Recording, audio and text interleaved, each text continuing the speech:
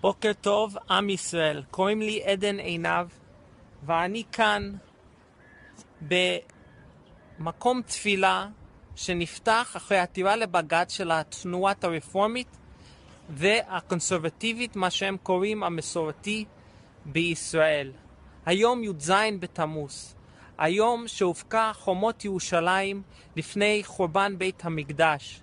י"ז בתמוז, אולי היום היותר משמעותי לעם ישראל, שאנחנו מתפללים ועצובים על חורבן בית המקדש. ותראו את המקום הזה, ריק לחלוטין.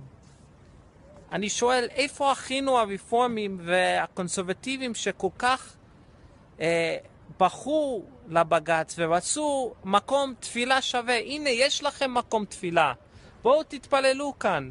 י"ז בתמוז והמקום ריק. השאלה נשאלת, האם באמת רציתם מקום תפילה או זה סתם צביעות? אני הייתי צריך לבוא לכאן שהמקום הזה יהיה קצת תפילות שיעלו שמיים מול חומות של הכותל המערבי. בבקשה תשתפו את הסרטון הזה, שאנשים יבינו כל הסיפור הזה של הרפורמים שהם בוכים. יש לכם מקום תפילה, זה הכל פוליטיקה, הכל פוליטיקה.